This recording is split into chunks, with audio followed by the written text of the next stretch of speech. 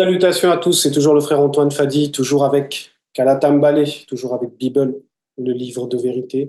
Et comme avec les frères, nous allons, page 728, dans le livre de Essambe, la réconciliation Essambe. Et dans ce chapitre 5 que nous allons voir ensemble, le titre, c'est le jugement du Mundima Beko qui s'est dit. Eh oui.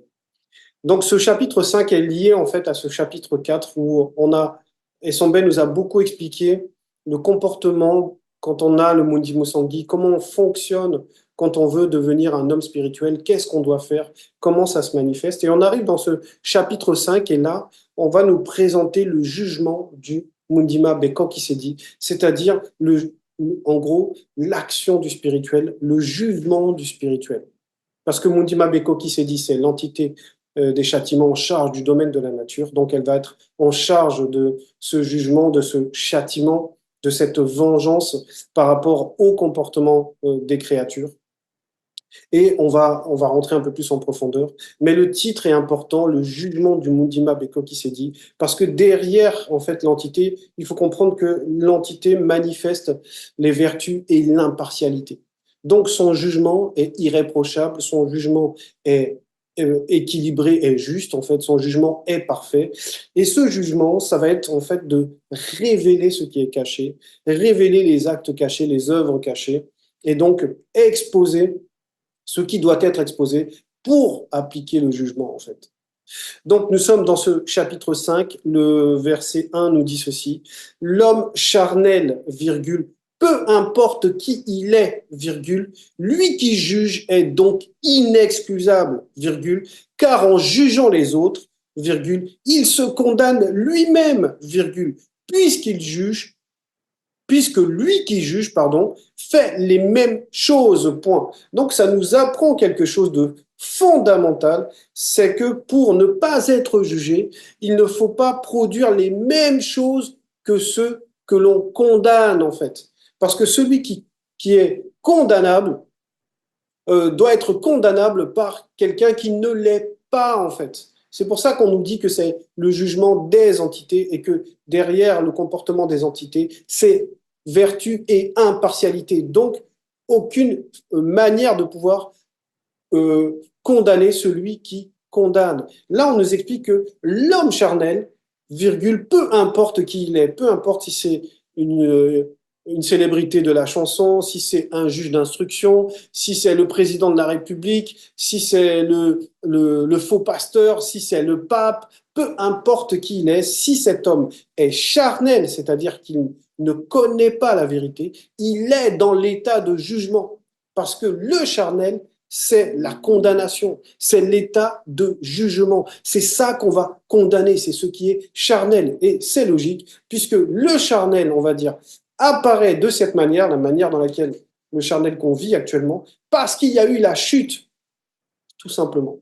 Donc c'est cet état charnel, cet état qui n'a rien à voir avec le spirituel, puisque, comme on le sait, la chair et le sang ne peuvent hériter du grand ordre des choses.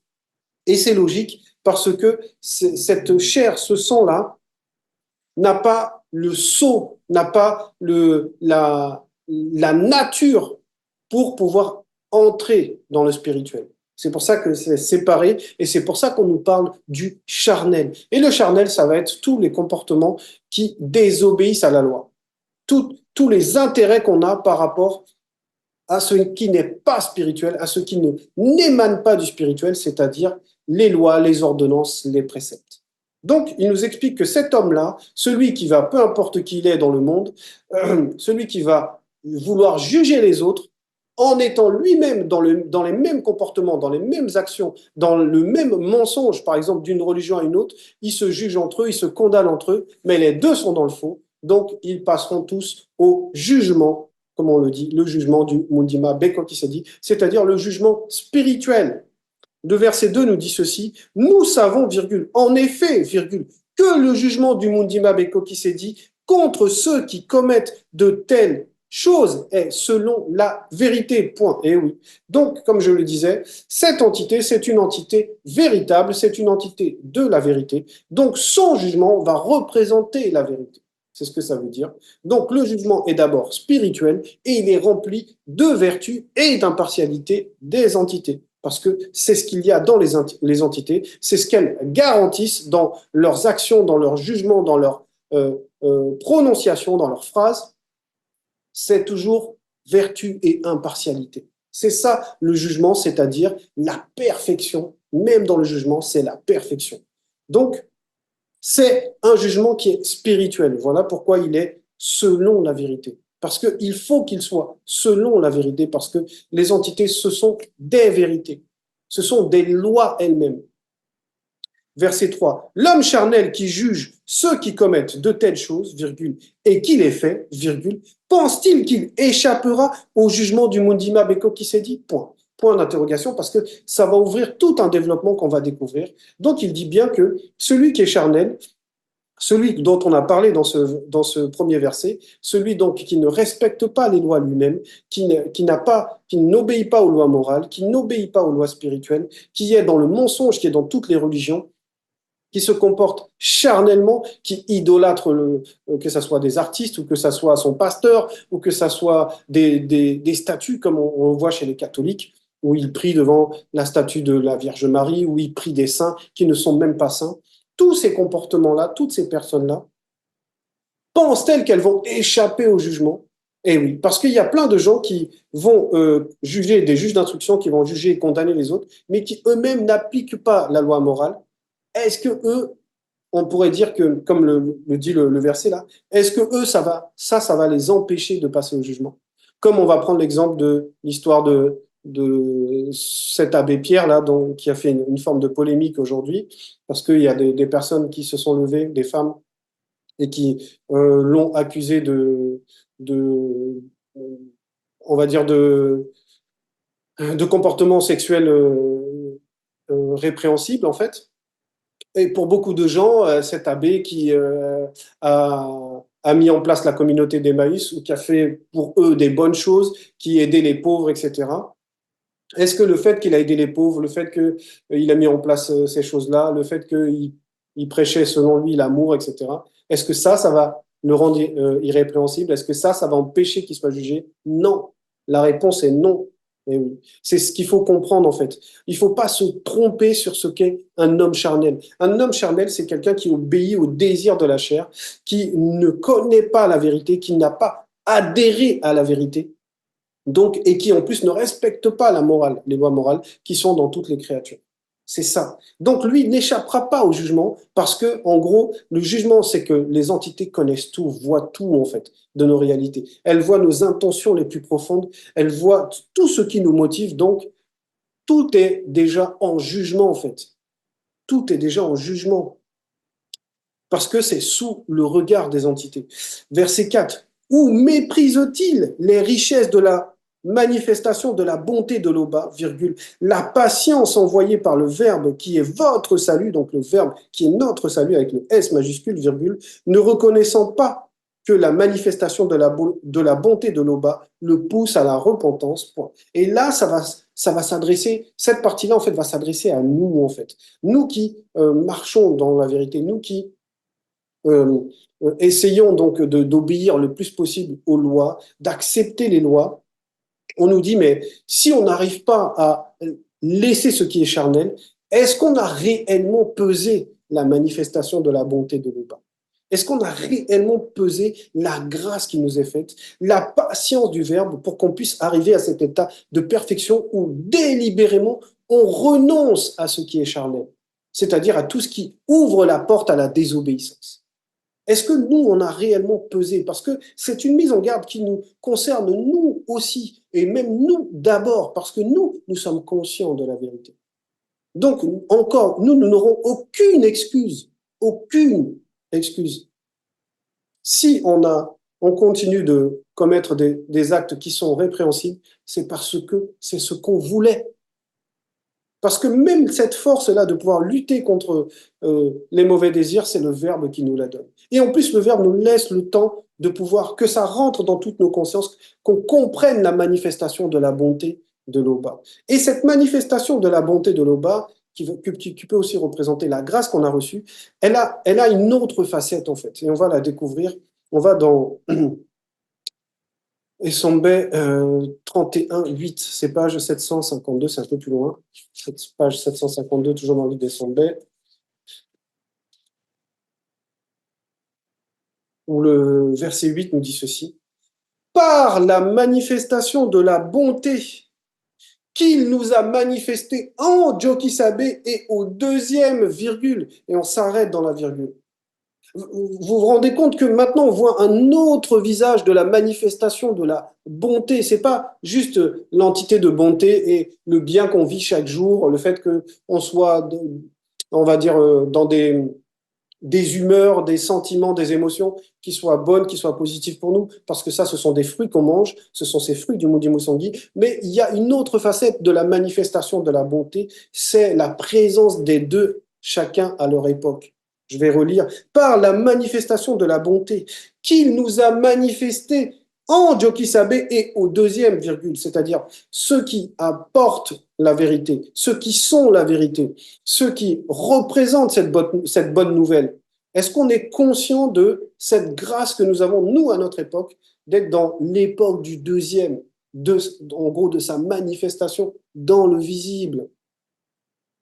Il a montré pour tous les siècles à venir la richesse extraordinaire de la manifestation de sa grâce. Donc, cette manifestation de la bonté, ça représente même l'ère dans laquelle on est, c'est-à-dire l'ère de la vérité, l'ère des révélations interdites, l'ère de la connaissance suprême. Donc, il faut qu'on soit conscient de tout ce qu'on reçoit. Et normalement, cette conscience-là doit nous faire adhérer pleinement à la vérité, c'est-à-dire être en accord avec la vérité. Et quand on est en accord avec la vérité, c'est-à-dire qu'on a la foi véritable, elle va produire la partie visible de cet accord, de cette adhérence qu'on appelle les œuvres. On revient donc page 728. Verset 5, mais, virgule, par son endurcissement et par son cœur impénitent, virgule, il s'amasse un trésor de colère. Donc, qui ça? C'est cet homme charnel. Mais par son endurcissement, mais, virgule, par son endurcissement et par son cœur impénitent, donc il a durci son front. Donc, il veut s'opposer à la loi spirituelle, à la loi morale. Il a durci son cœur parce que son cœur ne veut pas se repentir, il ne veut pas reconnaître qu'il agit mal, qu'il n'est pas en mesure de juger les autres parce qu'il produit les mêmes fruits que les autres, euh, la même anti-vérité, la même désobéissance que les autres, on nous dit. Il s'amasse un trésor de colère pour le jour de la colère et de la manifestation du juste jugement des entités mystérieuses en charge des jugements conscients, virgule, qui rendront à chacun selon leur œuvre, virgule, réservant longueur bungea, entre parenthèses, la vie éternelle à ceux connus qui, virgule, par la persévérance, à bien faire, virgule, cherchent l'honneur, virgule, la gloire et l'immortalité. Point avec majuscule pour immortalité. Et oui, parce que c'est la véritable immortalité, c'est-à-dire la vie avec le V majuscule, parce que ce qui est en vie ne peut pas mourir, c'est son contraire en fait. Donc ce qui vit par logique, par essence, par nature, ne meurt pas. Mais c'est le V majuscule, c'est la vie éternelle. Donc ici, ce qu'on nous explique, c'est que dans ce verset 5, c'est qu'il y a une facette du jugement qu'on doit intégrer, c'est la rétribution. On va rétribuer, on va rendre à chacun selon son œuvre. La rétribution, c'est important de comprendre la rétribution. La rétribution, c'est que ce que tu sèmes va produire quelque chose. Donc ça, c'est une des premières facettes du jugement, c'est la rétribution. On va donc rendre en fonction, parce que c'est ça aussi le jugement, c'est rendre en fonction de ce que tu as commis. Et on nous explique, la première partie, qu'il y a un trésor de colère pour ceux qui restent charnels, c'est-à-dire ceux qui ont entendu la loi, ceux qui ressentent la loi à l'intérieur d'eux, puisque la loi, elle est morale, elle est dans toutes les créatures. Le sentiment de bien et de mal, on le connaît. Quand on voit quelque chose qui est négatif, on le ressent même physiquement, un peu comme le Mouledi avait donné cet exemple, que quand tu veux pécher, quand tu veux désobéir à quelque chose, tu as le cœur qui bat, tu as le cœur qui bat comme si tu veux aller faire un cambriolage, ou tu veux agresser quelqu'un, ou tu veux te masturber, et tu es dans ta pièce et tout, et il y a quelqu'un qui vient frapper à la porte, Papa, tu as le cœur qui bat, et ce que tu vas faire, tu vas le cacher et tout, parce que c'est déjà mauvais en fait. Donc la loi morale, elle est partout, elle est dans toutes les créatures, et nous sommes conscients de cela. Maintenant, si on s'endurcit, on demeure, alors que on nous manifeste de la bonté, comme on l'a vu dans le verset 4, on nous manifeste la présence des deux fils, à cette époque, c'est un peu comme ce qui est marqué dans Bible par rapport au moment où d'aller à marcher sur l'eau, c'est-à-dire Pierre a marché sur l'eau. Le Christ lui a dit, mais pourquoi as-tu douté en ma présence? En ma présence, et pas pourquoi juste as-tu douté, mais pourquoi as-tu douté en ma présence? Et c'est à nous de comprendre cette présence-là. Parce que c'est la manifestation de la bonté, c'est la manifestation de la grâce dans toute sa splendeur. Donc c'est le moment de laisser les vêtements sales, c'est le moment de revêtir cette nouvelle nature. C'est-à-dire laisser définitivement ceux qui nous condamnent, parce que cette nature qui est charnelle, elle est dans la condamnation, elle nous condamne, c'est la condamnation.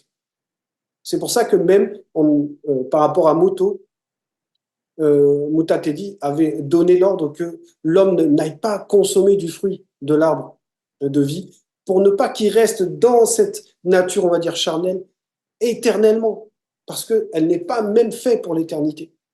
C'est la souffrance, c'est la difficulté, c'est l'imperfection. Donc, à nous de comprendre que c'est si on continue dans nos péchés, on continue à résister, on va dire, au Verbe, à résister à cette puissance que le Verbe veut, c'est-à-dire l'adhérence, la fidélité pour la fusion complète de nos trois êtres, on amasse un trésor de colère.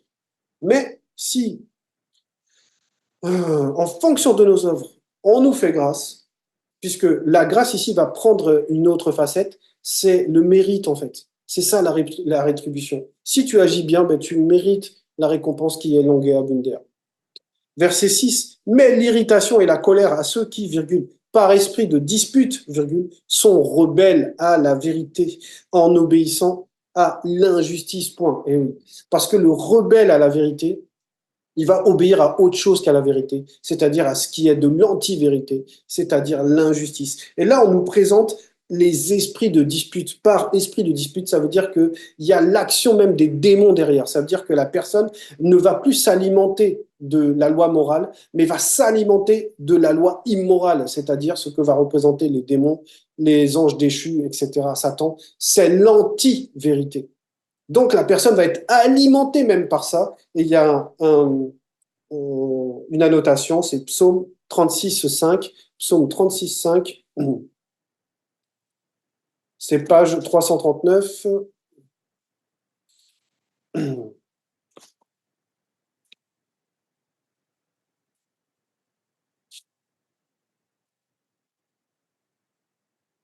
Page 339. Psaume 36, verset 5. Ils méditent l'injustice sur leur couche, virgule. Ils se tiennent sur une voie qui n'est pas bonne, virgule. Ils ne repoussent pas le mal. Voilà celui qui va mériter l'irritation, la colère. Et oui, par esprit de dispute, parce qu'il est alimenté par ces démons de dispute, il va se rebeller par rapport à la vérité, il va obéir à l'injustice, et on voit que c'est dans tous ses êtres, ça le pénètre dans tous ses êtres, et ça commence par son mental, puisque dans ce verset 6 de Psaume 36, il est dit, ils méditent l'injustice sur leur couche. Ça veut dire que avant de commettre l'acte physiquement, ils l'ont déjà commis intérieurement, mentalement, dans leur pensée. Ils ont déjà imagé cela. C'est pour ça que ça peut représenter la foi et ensuite l'œuvre, puisque la foi est mauvaise, l'œuvre qui va sortir va être mauvaise. Puisqu'on ne peut pas avoir une foi, on va dire, une, une foi dans le mensonge, comme dans les religions, ne produira jamais des œuvres selon la vérité. Ce sera toujours des sensations, ils auront l'impression d'être de bonnes personnes, etc. Mais leurs œuvres sont fausses parce que leur foi est déjà fausse. Verset 7, on retourne donc là on est page 729. Tribulation et angoisse sur toute âme d'homme qui fait le mal, virgule, sur le non-initié premièrement, virgule, puis sur le blanc et le sang mêlé, point d'exclamation. Voilà, donc on nous explique que la justice, c'est pour tout le monde. Il n'y a personne qui pourra échapper à cela. Et on va juger en fonction du niveau de chacun, en fonction de la conscience de l'état de conscience de chacun. Et on nous dit ici que c'est tribulation et angoisse par rapport à ceux qui font le mal. Et on nous dit sur toute âme d'homme qui fait le mal, virgule, et on nous ouvre la précision, puisque Essombe a cette puissance-là, c'est de décortiquer. Il nous donne la précision sur le non-initié, premièrement, et oui, parce que le non-initié va représenter, donc le non-initié, c'est l'homme noir qui n'obéit pas au verbe de Noba, c'est l'aîné, ça va représenter l'héritier, et oui, puisque l'homme noir était l'héritier de tout l'univers, il avait la domination sur tout l'univers, tout ça lui appartenait, il était donc il représentait la loi, Moto représentait la loi. Donc, le non-initié, c'est lui, premièrement, qu'on va juger. Et lui, il y a plusieurs raisons à cela, on va en voir une un peu plus tard, mais on va dire, de base, c'est l'héritier, mais c'est l'aîné. C'est un peu comme si vous avez une bande de jeunes, ils font des bêtises, et ils se font attraper, et en fait, l'aîné dans la bande des jeunes, c'est votre fils. Voilà. Et si vous venez, le premier que vous allez vouloir châtier, le premier que vous allez reprendre, que vous allez lui appliquer un jugement par rapport à ce qu'il a fait de mal, ben c'est l'aîné. Déjà, c'est le plus grand et c'est votre fils aussi. Donc, c'est ce que représente en fait le non-initié, premièrement, par rapport au jugement. Et ensuite, virgule, puis sur le blanc et le sang mêlé, parce qu'eux sont venus à cause on va dire, encore des manigances du monde occulte. Mais ce qui est important, c'est tribulation et angoisse aussi sur toute âme d'homme qui fait le mal, oui. Parce que ce sera un moment de tribulation et d'angoisse, le jugement. Peu importe qui tu es, si tu commets le mal, oui, tu vas avoir peur, oui, ça va être terrible. Nous savons que le jour du jugement sera terrible parce que, on va dire, une des représentations des choses à venir par rapport à ce jugement final, ce jugement dernier, c'était le déluge. Et le déluge, c'était un moment euh, plus que terrifiant, même pour notre conscience, peut-être même inimaginable aujourd'hui, tellement c'était terrifiant en fait.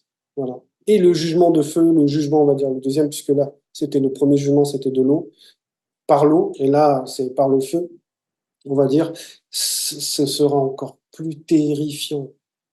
Voilà ce qui attend ceux qui vont, on va dire, qui ne seront pas agréés par les entités, parce qu'ils auront commis l'iniquité. Verset 8, gloire, virgule, honneur et paix pour le non-initié gracié. Donc, on nous montre la différence. Il y a celui qui agira mal, il sera dans les troubles, il sera dans l'angoisse. Et par contre, celui qui sera encensé, celui qui aura accès à la gloire, qui aura une reconnaissance par rapport au combat qu'il a mené, c'est le non-initié gracié. Et on va prendre un exemple. On va prendre, on va aller page 832, c'est dans Kalata Bato Pedamundi, donc le livre des prophètes, et on va au chapitre 3. Kalata Bato Pedamundi, oui. C'est page 831, c'est le chapitre 3, non, pardon, page 832, parce que c'est le verset 15, page 832, à partir du verset 15, voilà. Le titre du passage qu'on va lire, de ce chapitre 3, c'est l'histoire du fils prodigue, la véritable histoire du fils prodigue. C'est pas une parabole, c'est une véritable histoire, ça s'est réellement passé. Et voilà ce que va dire donc le fils prodigue en question. Djongele, verset 15, donc Djongele lui dit deux points, mon père, virgule, je sors spirituellement de loin, point, oui, il revient de loin, il sort de cet état charnel, il sort de cette perdition dans laquelle il était, il sort de cette condamnation dans laquelle il était. Mon père, virgule, je sors spirituellement de loin parce qu'il est conscient de ce qu'il était devenu et ce qu'il a fallu, c'est-à-dire la manifestation d'une grâce parce qu'il s'est repenti pour le sortir de là. Verset 16, mais Motamboam, qui est son père, virgule, lui dit deux points. Mon fils, virgule, je le sais. Et oui, le père sait déjà ces choses. Il sait que le combat a été rude, mais le fils a fait le bon choix de se repentir pour récupérer son identité.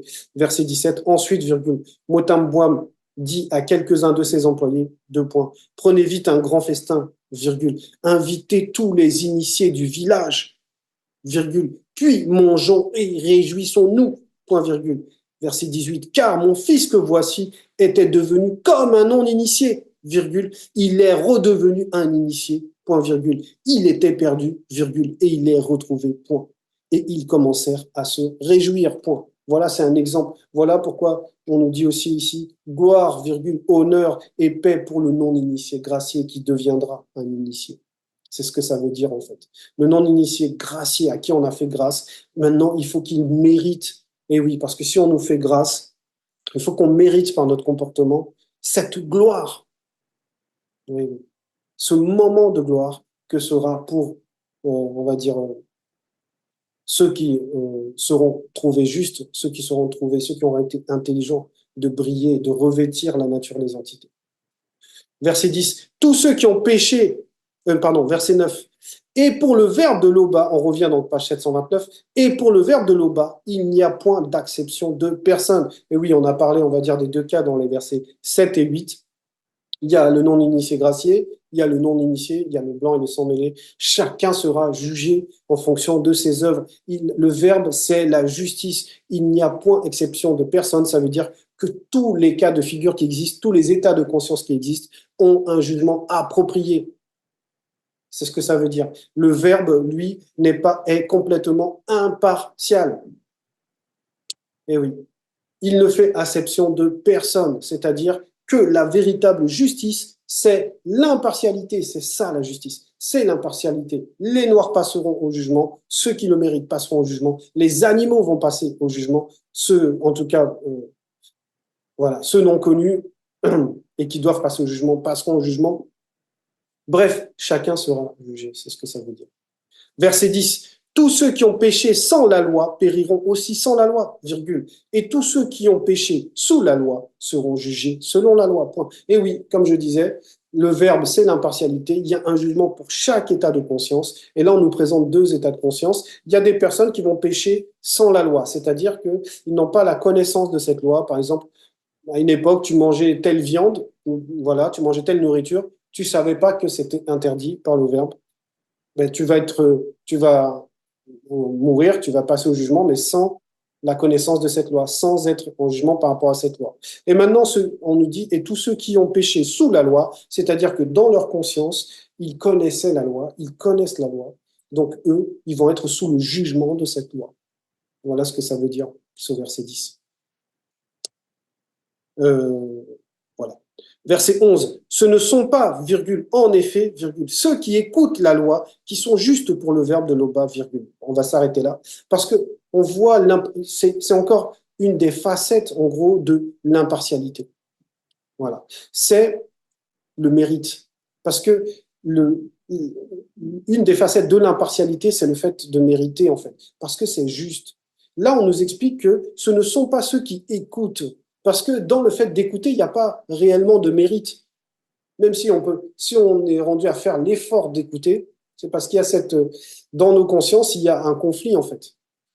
Donc, de base, écouter, ça veut dire recevoir. Recevoir l'enseignement, recevoir la connaissance interdite, recevoir être alimenté. Il n'y a pas de mérite à être alimenté comme si on prend un bébé et on lui donne le biberon, le bébé n'a pas de mérite à recevoir le biberon, on va dire, dans sa conscience. Parce qu'il n'agit pas avec son libre arbitre, il n'utilise pas son libre arbitre et l'effort ne vient pas de lui, il reçoit. Donc, il n'y a pas puisque le verbe est juste, le mérite, c'est que si tu as reçu, c'est qu'est-ce que tu fais avec ce que tu as reçu. Là, maintenant, le mérite peut se mettre en place. Donc, on nous explique bien ici que écouter ne suffira jamais, entendre la vérité, voilà, ça suffira pas. Il faut la mettre en pratique. Voilà ce qui est dit dans la suite. Mais ce sont ceux qui la mettent en pratique qui seront justifiés. Voilà. C'est ceux qui la mettent en pratique qui seront justifiés. Donc, écouter, recevoir, ça suffit pas. Il faut une foi active, c'est-à-dire, en fait, une foi qui est dans l'adhérence. Et maintenant, cette adhérence a une facette visible. C'est ce qu'on appelle les œuvres. Et oui, c'est ce qu'on appelle les œuvres. On va aller dans Munaganda, donc page 779, un peu plus loin. Dans Munaganda, donc le chapitre 2, et c'est le verset 15. Munaganda 2, 15. Oui, page 779. Voilà ce qui est dit. Tu crois qu'il y a, tu crois qu'il y a et qu'il existe un seul créateur qui est Loba, virgule. Tu fais bien, point virgule. On va s'arrêter là d'abord. Donc, ici, on nous dit, voilà, tu as écouté, tu as cru, c'est-à-dire tu as eu la foi qu'il n'y a que Loba qui est Loba. Il n'y a qu'un seul créateur, c'est Loba. Donc, tu es déjà dans cette vérité que tu as acceptée. OK. Ça, c'est, on va dire, recevoir. Recevoir la connaissance, c'est écouter, c'est recevoir. On nous dit ensuite, tu fais bien, c'est une bonne chose. Oui. C'est-à-dire que c'est la grâce qui t'est manifestée et tu as compris cette grâce, tu l'acceptes. Très bien. Point virgule. Satan, le mundima bobé, entre parenthèses, mauvais esprit, virgule. Les déchus, les démons et démons de toute race le croient aussi, virgule, et on va s'arrêter là. Donc, là, ça te met sur un, on va dire, un point d'égalité, c'est-à-dire qu'eux, ils connaissent une vérité que toi, tu connais aussi. Maintenant, ça suffira pas. C'est ce que ça veut dire quand on a lu tout à l'heure, donc dans le verset 11, dans Essemblée 5, verset 11, ce ne sont pas, en effet, ceux qui écoutent la loi qui sont justes pour le verbe de l'Oba. Voilà. Donc, tu as une connaissance, tu as écouté, tu as cette connaissance. Voilà. Ça te rend pas juste. Puisqu'on nous donne l'exemple que Satan, lui, le Maudima Bobé, les démons et démons de toute race le croient aussi. Virgule. Et ils tremblent. Et ils tremblent. Parce que, vu que eux, ils n'ont pas les œuvres. C'est-à-dire que le fait d'avoir cette information, ça les terrifie parce qu'ils savent que derrière cette information, il, il y a une puissance terrifiante. Parce que si on te donne cette information, c'est pour que tu en fasses quelque chose. Mais eux, ils sont dans le contraire de ce que cette information, normalement, ouvre comme porte de conscience. Il n'y a qu'un seul créateur, donc personne ne sera un créateur, personne ne prendra la place du créateur ou de qui que ce soit, pour en tout cas le monde occulte. Donc, c'est ça la différence. Ils tremblent parce qu'ils n'ont pas les œuvres qui, on va dire, correspondent à la foi. Voilà pourquoi dans ce verset 11, on nous dit, mais ce sont ceux qui la mettent en pratique qui seront justifiés. Ça veut dire que si tu mets en pratique, il y a un jugement forcément. Eux, ils tremblent parce qu'ils savent qu'ils sont du mauvais côté du jugement, parce qu'ils ne mettent pas en pratique. Voilà ce que ça veut dire. Donc, on est d'accord avec la vérité, c'est bien. Et cet accord doit se voir, c'est ce qu'on appelle les œuvres. Et c'est ça qui fait la différence. C'est ça qui fait la différence. Donc, croire en la vérité, c'est en réalité, croire en la vérité, c'est avoir les œuvres de la vérité. Comme je disais tout à l'heure, une foi qui est dans le mensonge ne produira pas des œuvres de vérité. Verset 12. Les non-initiés n'appliquent pas totalement la loi divine avec le D majuscule, virgule, qui est inscrite dans l'esprit de tout homme noir, virgule. Ce verset, il est très important parce qu'il nous montre quelque chose. Il nous montre ce qui était expliqué dans le verset 7 quand on disait que c'est le non-initié, c'est-à-dire l'homme noir, qui va être jugé premièrement. Parce que, comme on le sait, Moto, c'est une entité qui s'est dépouillée, qui est venue dans l'astral. De même que, on va dire, ces enfants ont cette trace d'ADN, ont cet ADN, donc cette loi divine qui est inscrite dans leur esprit. C'est aussi pour ça qu'on va juger les noirs en premier, parce que c'est peau pour peau. Donc, on va juger en premier les Noirs parce qu'ils ont cette loi divine déjà en eux, dans leur esprit. Donc, ils ne sont pas inconscients, en fait. C'est juste que le monde occulte a manifesté de quoi leur faire oublier cette loi, de quoi leur faire ne plus écouter cette loi. Mais la loi divine est dans l'homme noir, dans son esprit. Donc, c'est très important. Et on nous dit ici, les non-initiés n'appliquent pas totalement la loi divine. Ça veut dire qu'il y a une partie qui est en désobéissance. Parce que le non-initié va faire certaines choses selon, on va dire, la loi divine, mais en majorité des choses qui sont contre la loi divine. Genre le mariage entre races, par exemple. Pour certains, l'homosexualité, les trucs comme ça. Bref. Donc, cette application n'est pas complète, en fait. Et ça ne passe pas, parce que comme on le sait, celui qui désobéit à un seul commandement a désobéi à toute la loi. Ça, c'est important. Mais on va le voir. Toujours page 779. Mais cette fois, c'est dans le verset 9, donc de Munaganda 2. verset 9. En effet, virgule, celui qui désobéit à un seul commandement de la loi, virgule, même s'il obéit à tous les autres, même s'il obéit à tous les autres, virgule, il se rend coupable à l'égard de toute la loi. Eh oui, c'est comme le téléchargement, vous téléchargez quelque chose, si vous n'avez pas les 100%, vous ne pouvez pas ouvrir le fichier. C'est la même chose.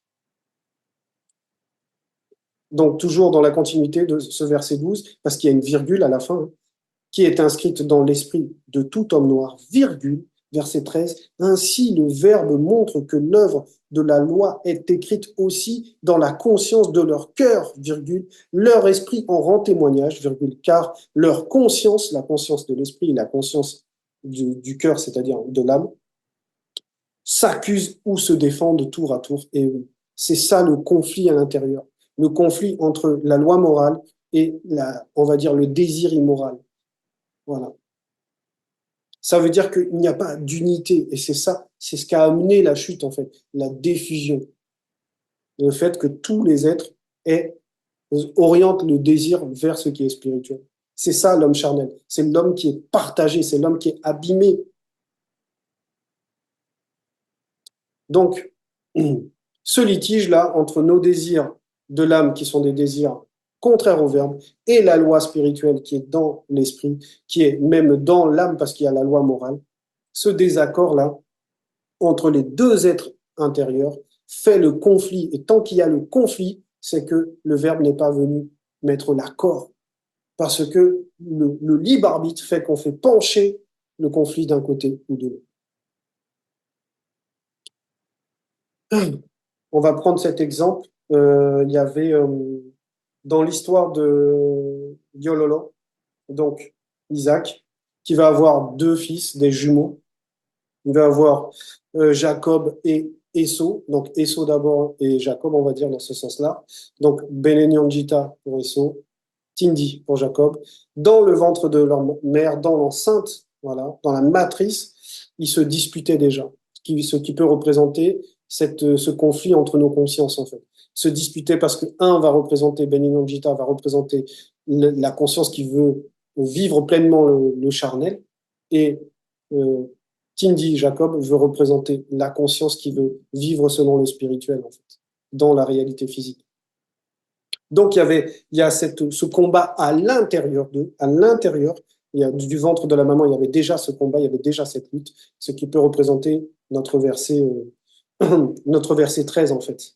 Verset 14, ce qui paraîtra au jour où, virgule, selon mon évangile par le Mundi, virgule, le Verbe de l'Oba dévoilera les actions secrètes des hommes, point. Eh bien, c'est ce qui s'est passé, en tout cas, pour Benenyanjita et Tindi, quand ils sont sortis, ils sont ce que va représenter le fait de dévoiler, c'est-à-dire que là, ça soit visible pour tous à l'extérieur, mais on a vu le comportement de chacun des fils, en fait. On a vu le comportement en fonction du désir de chacun d'eux. Eh ben, c'est la même chose le jour du jugement. On va dévoiler ce qui est caché et c'est ça qui révèle la nature réelle de la personne. Voilà. C'est un message profond, c'est un message important, surtout pour nous, pour qu'on comprenne vraiment que on ne peut pas, il y a des choses qu'on ne peut plus se permettre aujourd'hui. Que le choix de vivre saintement, de vivre dans la sainteté, c'est délibéré en fait. Et le choix de ne pas y vivre, c'est délibéré aussi. Il faut que ce libre arbitre connaisse la sanctification, c'est-à-dire qu'il fasse le choix du spirituel. Voilà. Donc il faut renoncer à ce qui est charnel. Parce que au final, tout cela sera exposé. Tout cela paraîtra en fait. L'Oba est toujours glorifié.